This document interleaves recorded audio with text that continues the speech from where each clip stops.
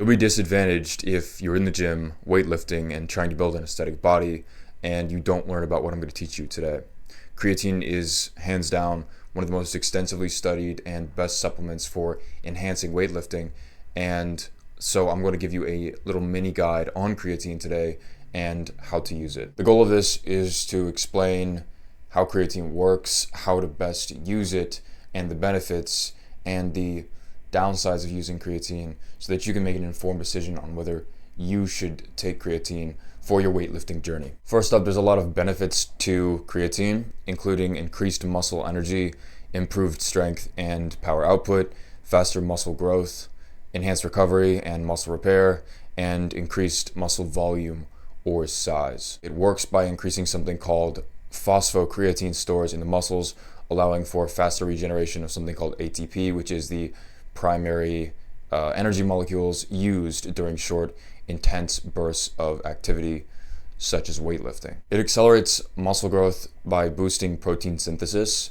increasing the muscle fiber size, and raising levels of growth promoting hormones like IGF-1. And it increases muscle size through the method that most people know creatine employs, which is it draws water into the muscles to directly increase the volume. But it also has a lot of benefits outside of just water muscles and directly improves strength, etc., even after you stop.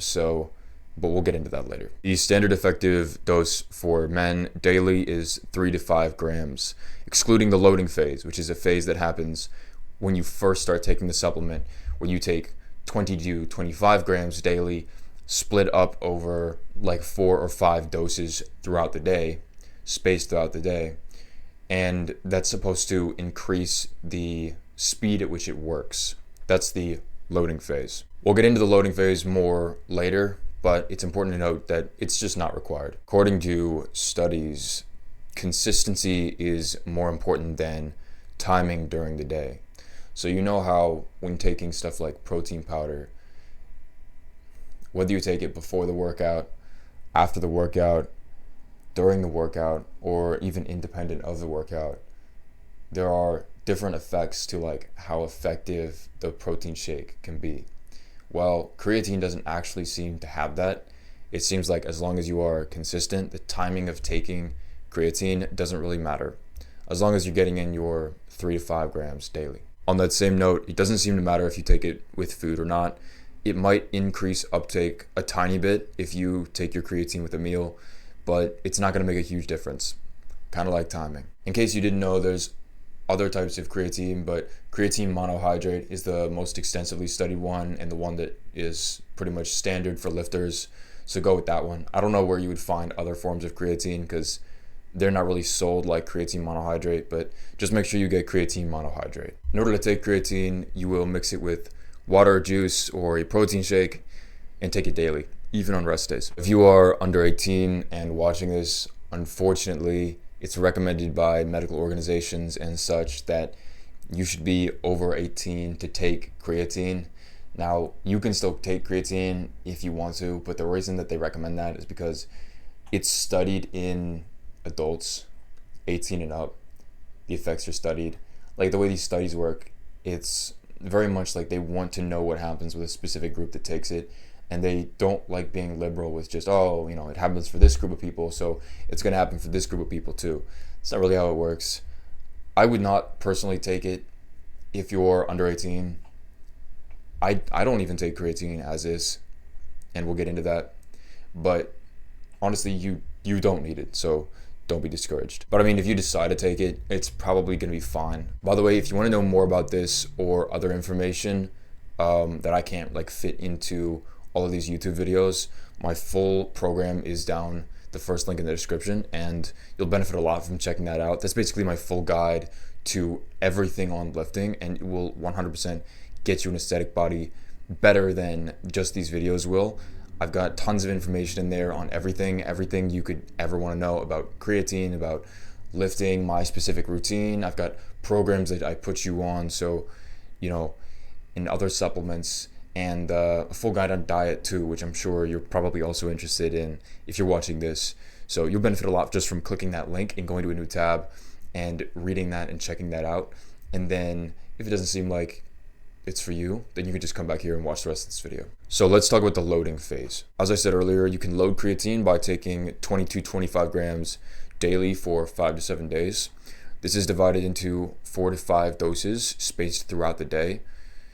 And this improves absorption and reduces stomach issues that you will get if you take it all at once. I made that mistake one time. I just scooped a bunch of creatine into a glass because I thought that was okay for the loading phase, and I threw it up. So you don't want to make the same mistake that I did. Then after the loading phase, you'll just switch to the normal maintenance phase of 3 to 5 grams daily. The main advantage of the loading phase is the speed of muscle saturation. It works within days rather than weeks if you were to take creatine like a normal supplement. But other than that, whether you decide to start it with the loading phase or start it normally, it'll still work. Within like the couple weeks, you'll still get pretty much the same results. Now, if you want rapid results and maybe you're preparing for a competition or something, then it's definitely useful and you should consider doing a loading phase. The downsides of a loading phase are fast weight gain from water, obviously, which may or may not be a good thing. Maybe you want more weight, but maybe you don't. Digestive issues are pretty common, so you want to be careful with how much you dose of creatine. And honestly, after the first few days, your muscles kind of reach full saturation, and so the entire 5 to 7 days of creatine loading might just be like a waste. It might just get like excreted through your urine. So yeah. Now there is a reason that I do not take creatine. As much as it is praised online by the fitness community, I do not take creatine, and I have never liked taking creatine. If you want to take creatine, that's fine, and I encourage you to try it out. But there are reasons that I don't take it, and most of them are the physical downsides of consuming that much creatine. While this varies person to person, I got extreme nausea when I took creatine. Anytime I would take creatine, I would dump it in the cup, and then I would stir it up like normal, and then I would drink it, but I would feel extremely nauseous during the hours after drinking it. I'm not sure what it is. Maybe I'm just sensitive to it, but I did not enjoy it. And honestly, I don't think that the physical benefits of creatine helped at all. Like, I didn't see that much of a difference when I was taking creatine. So while extreme nausea might be a one-person case, stomach issues, digestive issues can be fairly common as a downside. Muscle cramps are another issue. So you might get muscle cramps if you take creatine. You want to make sure that you're hydrating a lot. Otherwise, muscle cramps, you're more prone to have them. So yeah, ensure you're drinking a lot of water. Obviously, if it's pumping it into your muscles and drawing more water, then you're gonna need to hydrate more. You also don't want like kidney issues, right? You don't want liver strain. But that downside is more like if you're taking more than 10 grams daily for like a really long time, not just the loading phase. So, but it is a downside to keep in mind when you're considering creatine. Now, when it comes to talking about something like water muscles, the obvious question is, will the benefits last after I stop taking it? And the answer is yes. So even though you might see a loss of a couple pounds, maybe 3 to 5 pounds of water weight right after you stop taking it, the strength and the hypertrophy gains are still going to be there, right? So the short-term extra boost in strength helps to build long-term stronger muscles. So that is an upside. You might experience a gradual return to your baseline performance, but it won't be like a dramatic crash. It might be like there's a tiny decrease in strength down to what you would be at that moment in time if you weren't taking creatine. There's absolutely no direct loss of lean tissue if you obviously keep training, and natural production of creatine will rebound within a couple weeks. So while maximal output might dip by a tiny bit after you stop, the muscles themselves that you like built over the course of the time, the hypertrophy, the muscle retention, the strength won't go down at all. So you won't lose any of that as long as you keep training.